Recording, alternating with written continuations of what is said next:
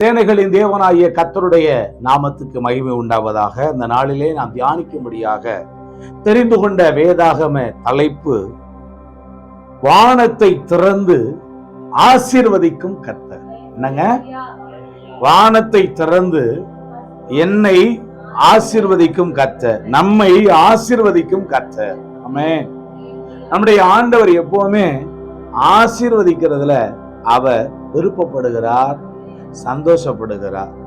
அவர் பரத்துக்கு எடுத்துக்கொள்ளப்பட்ட போது கூட சீஷர்கள் இயேசு வானத்துக்கு எழுந்தருளி அவர் போகிறார். போகும்போது அவரையே பார்த்து அண்ணாந்து பார்த்து கொண்டு இருக்கிறாங்க. ஆனா வசனம் என்ன சொல்லு தெரியுங்களா? அவர் போகும்போது ஆசீர்வதித்து கொண்டே போனாராம். ஆமென். ஆசீர்வதித்து கொண்டே போனார்.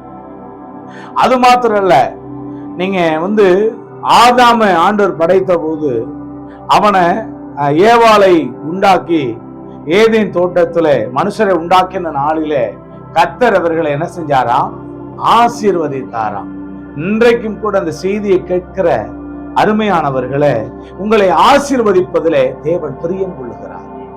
உங்களை ஆசீர்வதிப்பதிலே தேவன் விருப்பப்படுகிறார். வேத வசனம் சொல்லுது, இன்று முதல் நான் உங்களை ஆசீர்வதிப்பேன். நான் இன்று முதல் உங்களை ஆசீர்வதிப்பேன். நீங்க அதே வசனத்தை நாளைக்கு நீங்க போய் படிச்சீங்கன்னா, இன்று முதல் நான் உங்களை ஆசீர்வதிப்பேன். அப்ப ஒவ்வொரு நாளும் தேவன் உங்களை ஆசீர்வதித்துக் கொண்டே இருக்க விரும்புகிறார். ஆமென். ஏசப்பா, நீங்க என்னை ஆசீர்வதிங்க. அவரிடத்துல சிறு பிள்ளைகள் கொண்டு வரப்பட்டார்கள். அவர்கள் மேல ஆண்டவர் என்ன செஞ்சாரு? கைகளை வைத்து அவர்களை ஆசீர்வதித்தாராம். நாமும் கூட இயேசுவினிடத்திலே கொண்டு வரப்பட்ட சிறுபிள்ளைகளை போல இருக்கும்போது நம்மையும் தலைமையில கை வச்சு அவர் ஆசீர்வதிக்கிறவர். வேத வசனம் சொல்லுது, நீதிமானுடைய சிரசின் மேல ஆசீர்வாதங்கள் தங்கும். நம்ம தலைமையில என்ன தங்க போகுது? ஆசீர்வாதங்கள் தங்க போகிறது. ஆனா இங்கே நாம் பார்க்கின்ற தலைப்பு என்ன அப்படின்னா, வானத்தை திறந்து ஆசீர்வதிக்கும் கர்த்தர். ஆதியாகமம் 49:25 பார்க்கிறோம், உன் தகப்பனுடைய தேவனாலே ஆயிற்று. ஆமா, அவர் உனக்கு துணையாயிருப்பார். தேவன் நமக்கு துணையாயிருந்தால் நிச்சயமாக அவர் நம்மை ஆசீர்வதிப்பதில் எந்த சந்தேகமும் இல்லை. இஸ்ரவேலை ஆசீர்வதிப்பதே கர்த்தருக்கு. அப்ப என்னை ஆசீர்வதிப்பதே கர்த்தருக்கு தெரியா? ஆமென். அவர் என்னை ஆசீர்வதிக்க போகிறார். நான் மிகுதியும் பெருக போகிறேன். அவர் என்னை ஆசீர்வதிக்க போகிறார். நான் பலுகி பெருக போகிறேன். ஆசீர்வதிக்கும் கர்த்தருங்க அவரு. அவர் நம்மளை சபிக்கிறத விரும்ப மாட்டாரு. அதனாலதான் உபாம புஸ்தகத்துல நம்ம பார்க்கிறோம், 14 அதிகாரங்களையும் அவர் நமக்கு ஆசீர்வாதங்களை வாக்கு பண்ணுகிறார். நீங்க ஆண்டவருக்கு கீழ்ப்படியும் போது, அவருக்கு பயந்து நடக்கும் போது, கர்த்தரின் ஆசீர்வாதத்தை சுதந்திரித்துக் கொள்ளுகிறவர்களாக தேவன் உங்களை மாற்றுவார். வேத வசனங்கள்ல பார்ப்போம்னா, சங்கீத புத்தகங்கள்ல பார்க்கிறோம், அவர் கர்த்தருக்கு பயப்படுகிற அவர் பெரியோரையும் சிறியோரையும் அவர் ஆசீர்வதிப்பார். கர்த்தருக்கு பயப்படுகிற பெரியவங்களையும் சிறியோரையும் அவர் ஆசீர்வதிப்பார். அது மட்டும் இல்ல, அவர் இஸ்ரவேல் குடும்பத்தாரை ஆசீர்வதிப்பார். ஆரோன் குடும்பத்தாரை அவர் ஆசீர்வதிப்பார். வசனத்தை பாருங்க நல்லா. நாம் வானத்தையும் பூமியையும் உண்டாக்கின கர்த்தராலே ஆசீர்வதிக்கப்பட்டவர்கள். சொல்லுங்க, நான் வானத்தையும் பூமியையும் படைத்த கர்த்தராலே ஆசீர்வதிக்கப்பட்டவன். தாவீதே, நீ ஆசீர்வதிக்கப்பட்டவன். நீ பெரிய காரியங்களை செய்வாய். நீ மென்மேலும் பலப்படுவாய். பாருங்க, வானத்தையும் பூமியையும் படைத்த கர்த்தருங்க அவரு. அவர் நம்மளை ஆசீர்வதிக்க விரும்புகிறார். வாசிங்க, உன் தகப்பனுடைய தேவனாலே அப்படி ஆயிற்று.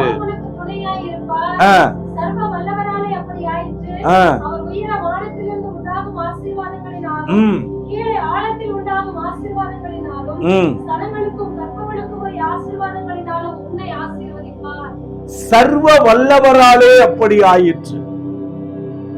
உன் தகப்பனுடைய தேவனாலே அப்படி ஆயிற்று. அவர் உனக்கு துணையாக இருப்பார். அவர் எப்படிப்பட்ட ஆசீர்வாதங்களை உங்களுக்கு கொடுத்து ஆசீர்வதிப்பாரா? மேலே வானத்திலிருந்து உண்டாகும் ஆசீர்வாதங்கள். ஆண்டவர் உங்களுக்கு வானத்துல உங்களுக்கு ஆசீர்வாதங்களை ஆயத்தம் பண்ணி வைத்திருக்கிறார். அந்த ஆசீர்வாதங்களை கேட்டு பெற்றுக் கொள்வது உங்க கையில தான் இருக்கு. அந்த ஆசீர்வாதங்களை உரிமையாக்கி எடுத்துக்கொள்வது உங்க கையில தான் இருக்கு. அந்த ஆசீர்வாதங்களை பெற்று அனுபவிப்பது உங்க கையில தான் இருக்கு. மேலே உயரத்திலே உண்டாகும் ஆசீர்வாதங்கள், கீழே ஆழத்தில் உண்டாகும் ஆசீர்வாதங்கள். அப்ப நம்ம நிறைய வேளைகள்ல வானத்துல இருந்துதான் நமக்கு தேவையான ஆசீர்வாதங்கள், நன்மைகள், உதவிகள், ஒத்தாசைகள் வருகிறது என்பதனாலதான் நம்ம வானத்தை நோக்கி பார்க்கிறோம். சங்கீதம் 128:1 படிக்கிறோம் இல்லையா? எனக்கு சங்கீதம் 121:1 எனக்கு ஒத்தாசை வரும் பர்வதங்கள், எனக்கு ஒத்தாசை வரும் பர்வதங்களுக்கு நேராக நான் என் கண்களை ஏறெடுக்கிறேன். வானத்தையும் பூமியையும் உண்டாக்கின நம்ம உதவிக்கு எங்க பார்த்துக்கிட்டு இருக்கிறோம்? மனுஷர். நம்முடைய சகாயம் வேதவசனம் சொல்லுது, நம்முடைய சகாயம் வானத்தையும் பூமியையும் உண்டாக்கின கர்த்தருடைய நாமத்தில் உள்ளது. கர்த்தருடைய நாமத்துலதான் நமக்கு உதவி இருக்கு. வானத்தில இருந்து உண்டாகிற ஆசீர்வாதங்களை தேவன் உங்களுக்கு தர விரும்புகிறார். கீழே பூமியில ஆழத்தில் உண்டாகும் ஆசீர்வாதங்கள். கீழே பூமியில என்ன ஆசீர்வாதம் இருக்கு? அவர் சொன்னாரு, பெண்களை கதவுகளை உடைத்து, இருப்பு தாழ்பால்களை முறித்து, அந்தகாரத்தில் இருக்கிற பொக்கிஷங்களை, ஒளிப்படத்தில் இருக்கிற புதையர்களை நான் உனக்கு கொடுப்பேன்னு சொன்னாரு. நிறைய வைரங்கள், நிறைய தங்கம், நிறைய வெள்ளி, நிறைய இரும்பு, அப்புறம் இன்னும் பாத்தீங்கன்னா பெட்ரோலியம், எல்லாமே எங்க இருக்கு? பூமிக்கு அடியில தான் இருக்கான். அந்த ஆசீர்வாதங்களை எல்லாம் அவர் தர விரும்புகிறார். ஆனா இதெல்லாம் இம்மைக்குரிய அழியக்கூடிய ஆசீர்வாதங்கள். முதல்ல எதை கொடுக்க விரும்புறாரு? வானத்தின் ஆசீர்வாதங்கள். வானத்திலிருந்து நமக்கு தேவையான ரட்சிப்பு, வானத்திலிருந்து நமக்கு தேவையான மீட்பு, வானத்திலிருந்து நமக்கு தேவையான கிருபை, வானத்திலிருந்து நமக்கு தேவையான சகாயம், வானத்திலிருந்து நமக்கு தேவையான நித்திய ஜீவன், வானத்திலிருந்து தான் நாம வாழக்கூடிய பரலோகத்தினுடைய வாழ்க்கை. முதல்ல அதை கர்த்தர் கொடுக்க விரும்புறாரு. அதுக்கப்புறம் பூமியின் கீழே ஆழத்துல உண்டாகிற ஆசீர்வாதத்தை தர விரும்புறார்.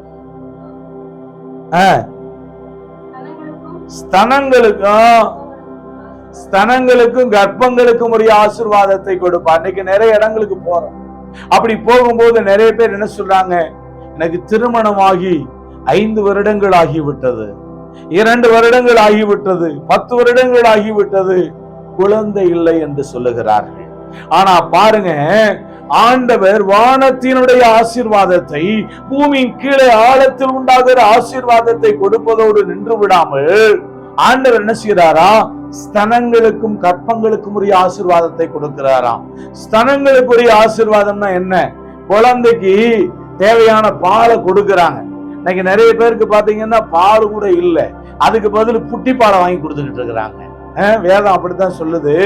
இந்த பால் இல்லாம இருக்கிறதுக்கு கூட ஒரு சாபம் இருக்கான் பாருங்க. அப்ப ஸ்தனங்கள் கற்பங்கள்ன்றார் ஆண்டவர். அப்ப ஆண்டவர் சொல்றாரு, மலடியை சந்தோஷமான பிள்ளை தாட்சியாக்கி வீட்டிலே குடியிருக்க பண்ணுகிறார். நிறைய பேருடைய கற்பங்கள்ல குழந்தை இல்லை, கற்பத்தின் கனி இல்லை.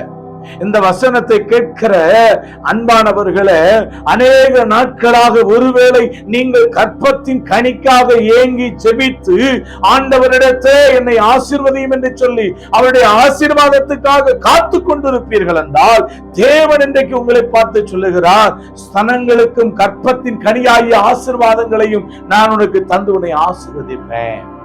ஆமென். ஆபிரகாம் குழந்தை இல்லாம இருந்தான். ஈசாக்கு மனைவி மலடியாயிருந்தாள். யாக்கோபினுடைய மனைவி ராகேல் மலடியாயிருந்தாள். அன்றைக்கு பாத்தீங்கன்னா அன்னாள் எல்கானாவோட மனைவி மலடியாயிருந்தாள், எலிசபெத் மலடியாயிருந்தாள், மனோவாவினுடைய மனைவி மலடியாயிருந்தாள்.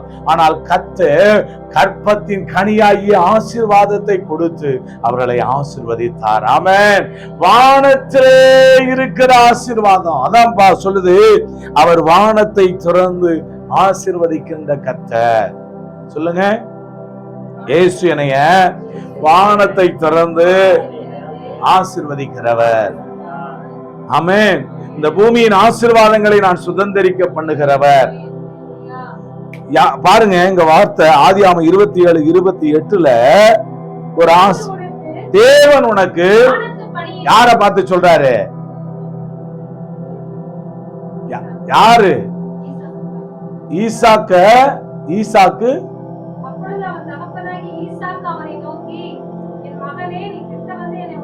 யாக்கோபை பார்த்து சொல்றாரு. ஈசாக்கு யாக்கோபை பார்த்து சொல்லுகிறார், தேவன் உனக்கு வானத்து பணியையும் பூமியின் கொழுமையையும் கொடுத்து மிகுதியான தானியத்தையும் திராட்சரசத்தையும் உனக்கு தந்தருளுவாராக. அதுங்க எப்படி ஆசீர்வதிக்கிறார்? முதல்ல என்ன வேணும்?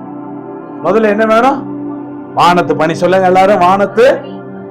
முதல்ல வானம்.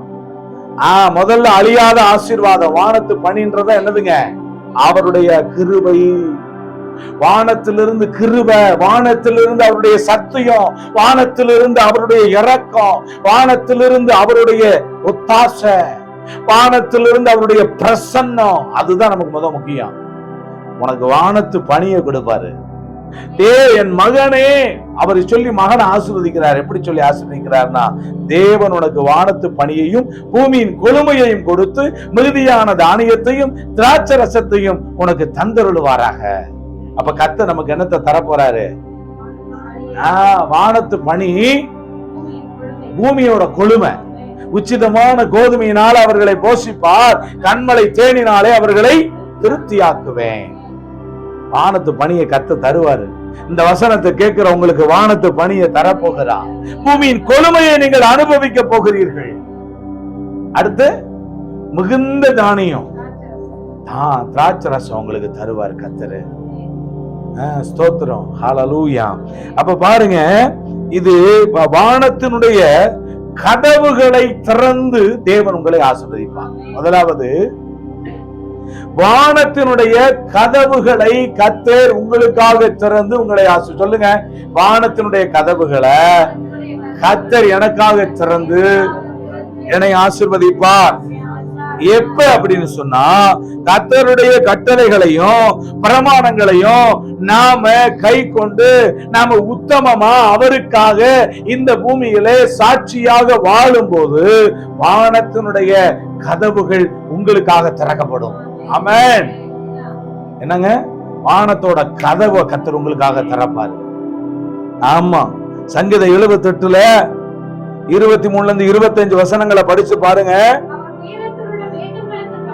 அவர் உயரத்தில் உள்ள மேகங்களுக்கு கட்டளையிட்டு, இங்க பாருங்க, கட்டளையிட்டு அடுத்து கதவுகளை திறந்து. அப்ப திறந்துன்னா என்னன்னா, அவர் கையில என்ன இருக்கு? சாவி இருக்கு. பரலோக ராஜ்யத்தினுடைய திறவுகோல்களை நான் உனக்கு தருவேன் அப்படின்றாரு. பாத்தீங்களா? அப்ப அவர் கையில சாவி இருக்கு. வானத்துலதான் அத்தனை ஆசீர்வாதங்களும் இருக்கு. அதனாலதான் உயர இருக்கிற வானங்களுக்கு நான் கட்டளையிட்டு வானத்தின் கதவுகளை திறந்து மன்னாவை அவர்களுக்கு ஆகாரமாய் வர்ஷிக்க பண்ணி, அடுத்து சொன்னார் பாருங்க, வானத்தினுடைய தானியத்தை அவர்களுக்கு கொடுத்தார், தூதர்களின் அப்பத்தை மனுஷன் சாப்பிட்டான். எப்படியா உங்களுக்கு எப்படி அனுப்புவாரு? ஆகாரத்தை எப்படி அனுப்புவாரு? அறகுறையா சாப்பாடு போட மாட்டாரு ஆண்டவர். 5 அப்ப 2 பேரும் ஆசீர்வதிச்சப்ப ஒரு சிறு பையன் கையில இருந்து அதை எடுத்துட்டு வந்து ஆண்டவர் கையில கொடுக்கப்பட்டது. அதை ஆசீர்வதித்து அவர் கொடுத்த பொழுது அவங்களுக்கு வேண்டிய மட்டும் கொடுத்தாராம். நல்லா கவனிங்க, உங்களுக்கு வேண்டிய மட்டும் கர்த்தர் தரப்போகிறார். இந்த வசனத்தை நம்புங்க. கர்த்தர் உங்களுக்கு வேண்டிய மட்டும் தரப்போகிறார். உங்களுக்கு ஆகாரத்தை பூரணமாய் அவர் அனுப்ப போகிறார். உங்களுக்கு தேவையான ஆசீர்வாதங்கள், உங்களுக்கு தேவையான ஆகாரம் பூரணமாய் உங்களுக்கு அனுப்பப்பட போகிறது. தூதர்கள் புசிக்கக்கூடிய மன்னாவை மனிதன் சாப்பிட்டான். எத்தனை வருஷம் தெரியுமா? 40 இயர்ஸ், 40 வருடங்கள். பாத்தீங்கன்னா ஆண்டவர் தேனிட்ட பணியாரத்திற்கு ஒப்பான கொத்தமல்லி அளவு வெண்மை நிறம், அடுத்து ஒலிவ எண்ணெயினுடைய ருசிக்கு ஒப்பான மன்னாவ என்ன பண்ணானா ஆண்டவர்? என்ன பண்ணாரு? மனுஷனுக்கு டெய்லி கொடுத்தாரு. அதை சாப்பிட்டு எப்படி இருந்தாங்களாம் தெரியுமா? காண்டாமிருகத்து குத்த பலனோட இருந்தாங்களாம் அவங்க. நான் இந்த வசனத்தை, தூதர்கள் உண்ணும் உணவை மனுஷருக்கு கத்த கொடுத்தாரு. தூதர்களுடைய சாப்பாடு மனுஷன் சாப்பிட்டான். இப்ப நம்மளும் போனா பரலோகத்துல நமக்கு தூதர்களுடைய மன்னாவை தருவார்னு நினைக்கிறேன். அப்ப நம்ம எப்படி இருப்போம்? தூதர்களை போல தேவனுடைய பிள்ளை. அவங்க தூதர்கள், ஆனா தூதர்களை விட நம்ம மேற்பட்டவர்கள். ஏன் தெரியுமா? அவங்க தூதர்கள் நமக்கு வேலைக்காரங்க. நாம யாரு? அவருடைய பிள்ளைகள். பிள்ளைகள் பெரியவங்களா, தூதர்கள் பெரியவங்களா? பிள்ளைகள். பிள்ளைன்ற ஸ்தானத்துல நம்மள வச்சிருக்கிறாரு, அவங்கள தூதர்கள் வச்சிருக்கிறாரு. நம்ம சொல்றது அவங்க கேட்கணும். பாத்துக்கங்க. அப்ப தூதர்களுடைய உணவை, தூதர்கள் சாப்பிடக்கூடிய மன்னாவை உங்களுக்கு கொடுத்தப்ப பலனா இருந்தார்கள். காண்டாமிருகத்துக்கு கொத்த பலன். அப்ப தினமும் கத்த நமக்கு ஒரு மன்னாவை கொடுத்திருக்கிறார், வசனம்ன்ற மன்னாவை. இதை சாப்பிட்டா அதை விட பலன் அடைந்து விடுவோம். மனுஷன் அப்பத்தினாலே மாத்திரமல்ல, தேவனுடைய வாயிலிருந்து புறப்படுகிற ஒவ்வொரு வார்த்தையினாலும் பிழைப்பான் என்று எழுதப்பட்டிருக்கிறதே. யாத்திராமோ 16:4.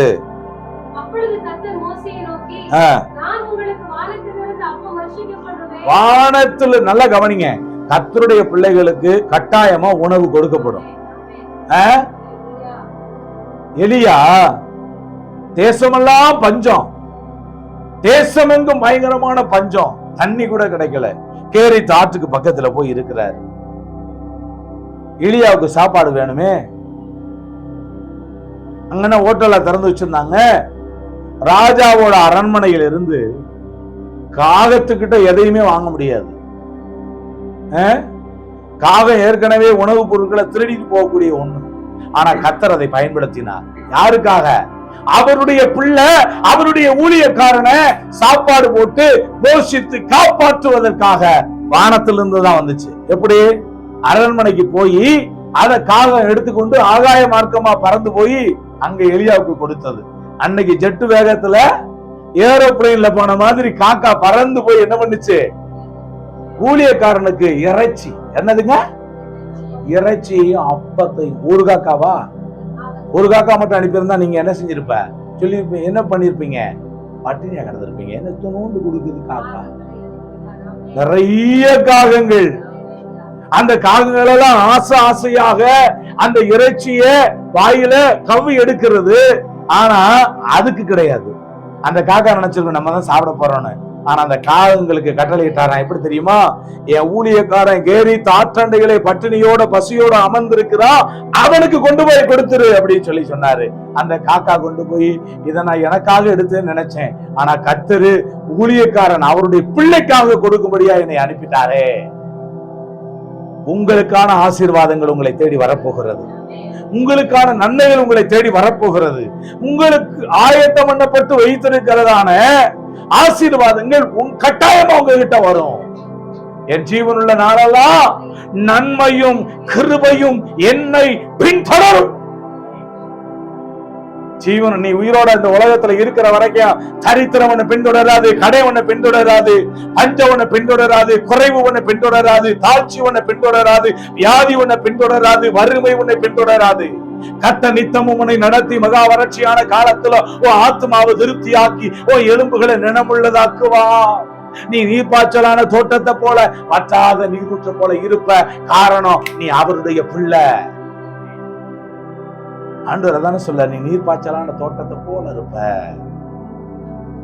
இங்க பாக்குறோம், வானங்களுக்கு கட்டளை இட்டாராம். தூதர்களுடைய உணவை மனுஷன் சாப்பிட்டான். உங்களுக்கு சாப்பாடு கொடுக்கணும்னா தூதன் கையில இருந்து கூட புடிங்கி உங்க கையில கொடுத்துட்டு போயிருவாரு ஆண்டவர். அவருடைய பிள்ளைகளை ஒரு நாளும் பட்டினியாய் போட மாட்டார்.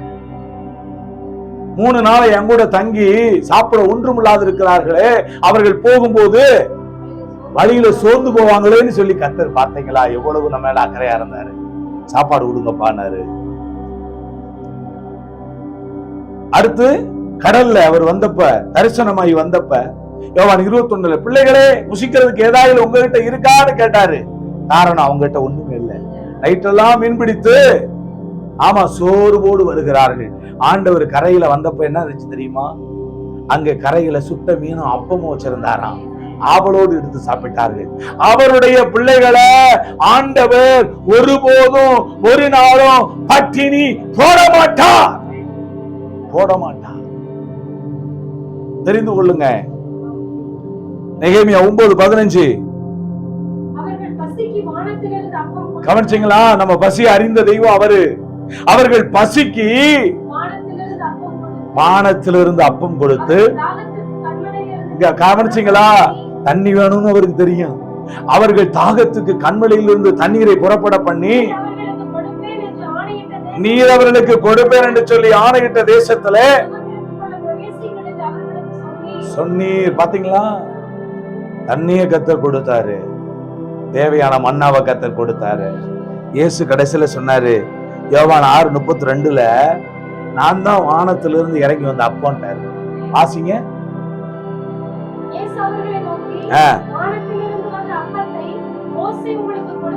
கொடுக்கவில்லை.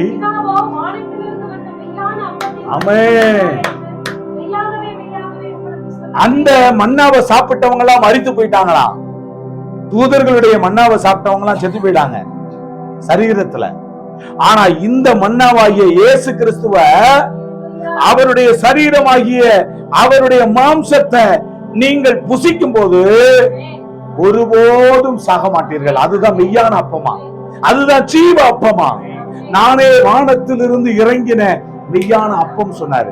அப்ப அது எதுக்கு ஓமைன்னு சொன்னா, எதுக்கு அடையாளம்னா, ஒரு நாள் இந்த உலகத்தின் ஜீவனுக்காக, இந்த உலகத்தினுடைய மக்களின் ரட்சிப்புக்காக தன்னுடைய சொந்த சரீரத்தை, தன்னுடைய மாம்சத்தை அவர் சிலுவையிலே அவர் பலியாக ஒப்படைக்க போகிறார் என்பதற்கு அடையாளமாகத்தான் வானத்திலிருந்து அவர் இஸ்ரேல் ஜனங்களுக்கு அவர் மன்னாவை வர்ஷிக்க பண்ணி இருந்தார்.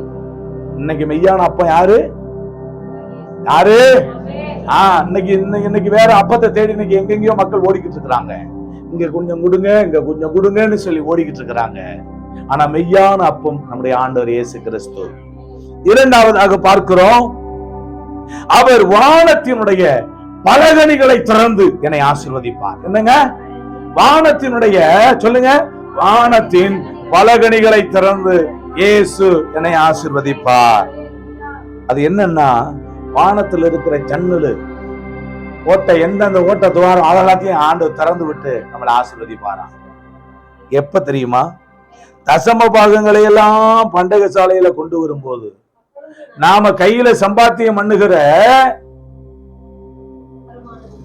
வருமானங்கள், நீதிமொழிகள் அதை நல்லா வாசிக்க முடியும். எப்படின்னா,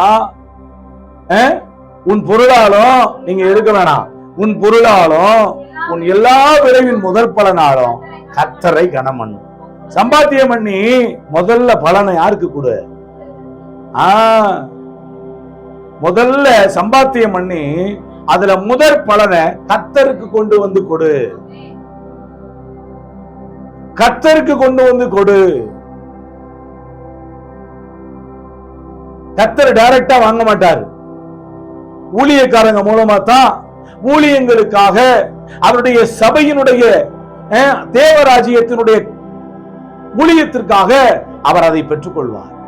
நாம கொடுக்கும் போது ஆசீர்வதிக்கப்படுவோம். அதை புரிந்து கொள்ளுங்க.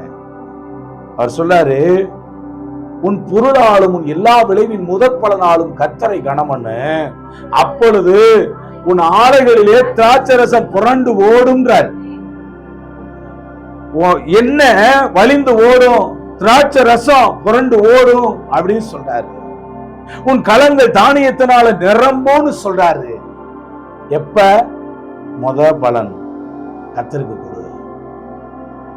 இன்னொரு வசனம் அப்படி சொல்லுது. எப்படின்னா, உங்க வீட்டுல ஆசீர்வாதம் தங்கி இருக்கணும்னா, என்னங்க? உங்க வீட்டுல என்ன தங்கி இருக்கணும்? உங்க வீட்டுல என்ன தங்கி இருக்கணும்? உங்கள் வீட்டிலே ஆசீர்வாதம் தங்கி இருக்கும்படிக்கு உங்கள் பிசைந்த மாவுல பாகத்தையும் ஆசாரியனுக்கு கொடுக்க கடவீர்கள். உங்க வீட்டுல ஆசீர்வாதம் தங்கணும்னா பாகத்தை எடுத்து கொண்டு வந்து கர்த்தருடைய ஊழியத்துக்காக கொடு, ஆசாரியனுடைய கரங்களிலே கொடு. நான் எடுத்துக்கிட்டு அப்புறம் கொடுப்பேன்னு சொல்லி கொடுக்காத. அனனியா சப்பீரால் கர்த்தருக்கு கொடுக்க வேண்டியதை வஞ்சித்தபடியினாலே அவர்கள் மரித்து போனார்கள். பரிசுத்த ஆவியினிடத்திலே அவர்கள் பொய் சொல்லி அவர்கள் தங்களை ஆக்கினைக்குள்ளாக தீர்த்து கொண்டார்கள். தேவனுக்கு கொடுப்பதை மனப்பூர்வமா கொடு, தேவனுக்கு கொடுப்பதை உற்சாகமாய் கொடு, தேவனுக்கு கொடுப்பதை பிசினித்தனம் இல்லாமல் கொடு, தேவனுக்கு கொடுப்பதை தாராளமான மனதோட கொடு. அப்ப கர்த்தர் உன்னை ஆசீர்வதிப்பாரு. வசனம் என்ன சொல்லுது வாசிங்க. மல்கியா 3:10. என் ஆலயத்திலே ஆகாரம் உண்டாயிருக்கும்படி உங்க தசம பாகங்களை எல்லாம் பண்டசாலையிலே கொண்டு வாருங்கள். எப்பொழுது கொண்டு வாங்க? ஆலயத்துக்கு கொண்டு வாங்க. கொண்டு வந்தா ஊழியக்காரர் ஒருவேளை வசதி ஆயிட்டா என்ன பண்றது? நீ கர்த்தரை நினைச்சு கொடு, மனுஷனை பார்த்து கொடுக்காத. அவர் வேற ஏதாவது செய்வாரோ அப்படி நினைக்காத.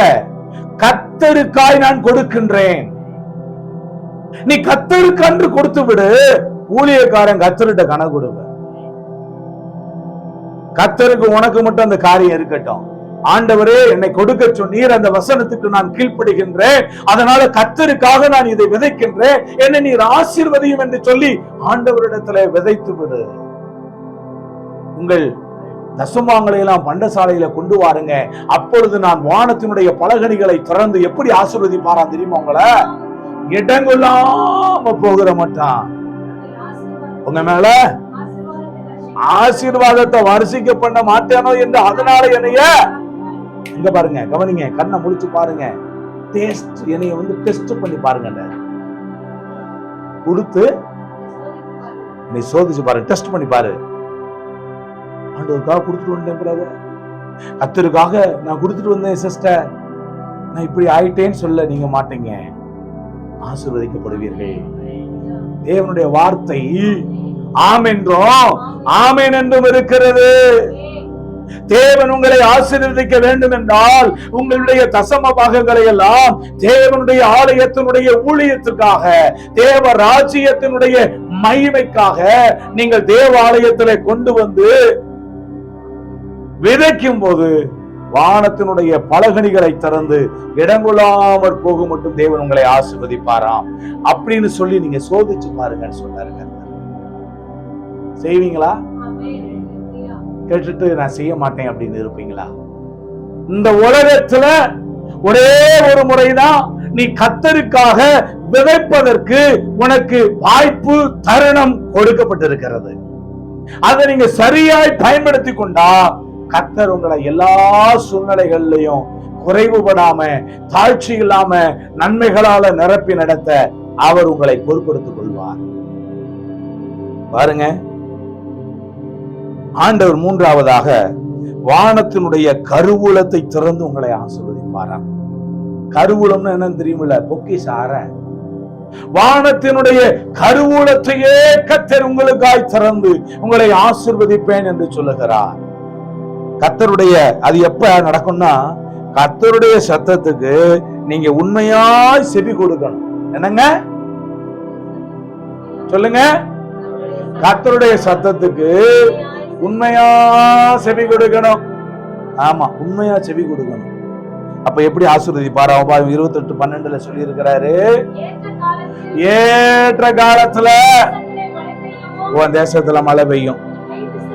நீ கையிட்டு செய்கிற வேலைகளை எல்லாம் ஆசீர்வதிக்க கர்த்தர் உனக்கு தமது நல்ல பொக்கிஷசாலியாகிய வானத்தை திறப்பார். நீ அநேக ஜாதிகளுக்கு கடன் கொடுப்பாய், நீயோ கடன் வாங்காது இருப்பாய். செப்ப நல்ல வசனம் பேசுறப்பதான் உறக்கமெல்லாம் வருது. வசனம் பேசுறப்பதான் பாத்தீங்கன்னா இங்கில்லாத தூக்கங்கள் எல்லாம் வருது. அது யாருடைய வேலை தெரியுமா? பெசாசோட வேலை. நிறைய பேர் இந்த வசனத்தை பாத்தீங்கன்னா யூடியூப்ல என்னென்னத்தையே பார்ப்பாங்க. ஆனா வசனத்தை மட்டும் கேட்டுட்டாங்கன்னு வச்சுக்கோங்கவே, ஒரு பக்கம் யூடியூப்ல ஓடிக்கிட்டு இருக்கும் வசனம், இவங்க ஒரு பக்கம் தூக்கத்துல இவங்க ஓடிக்கிட்டு இருப்பாங்க கொரட்ட சத்தத்தோட. பாருங்க, வசனத்தை கேட்க பிசாசு விட மாட்டான். உபாம 28:12. ஏற்ற காலத்துல உன் தேசத்துல மழை பெய்யவும், உன் கையிட்டு செய்கிற வேலைகளை எல்லாம் அவர் ஆசீர்வதிக்கவும் உனக்காக கர்த்தர் தம்முடைய நல்ல பொக்கிஷசாலை, அதான் கருவூலம், தம்முடைய நல்ல பொக்கிஷசாலையா வானத்தை திறப்பாரு. வானத்தை பார்க்கும் போதெல்லாம் என் பொக்கிஷசாலை அங்கதான் இருக்குன்னு சொல்லி நினைக்கணும். ஆண்டவரே அங்கிருந்து நிறைய ஜுவல்ஸ் எல்லாம் போடுங்கப்பா அப்படின்னு கேட்டா நிறைய தங்கமா மேல வந்து விழுகுமா? இப்படி நிறைய பேர் கதை பேசிக்கிட்டு இருக்காங்க. ஆண்டவர் மேல வந்து பணப்பெட்டியை போட்டாரு, பல்லெல்லாம் தங்க பல்லா மாறுச்சு. ஒரு ஊழியர் பிரசங்கம் பண்ணார், என்னுடைய மனைவி போய் காலையில் எழுந்து கண்ணாடியை பார்த்த பொழுது 3 தங்கப்பற்கள் வந்தன அப்படின்னு. இன்னொரு ஊழியர் பார்த்தா வானத்திலிருந்து கர்த்தர் பணப்பெட்டியை போட்டாரு, அவர் நான் மேல ரிசர்வ் பேங்க் நடத்துறாரு. இப்படி எல்லாம் வந்து போதகம் பண்றவங்களுக்கு எச்சரிக்கையா இருங்க. கர்த்தருடைய தேவைகளை சந்திக்க அவர் போதுமானவர்.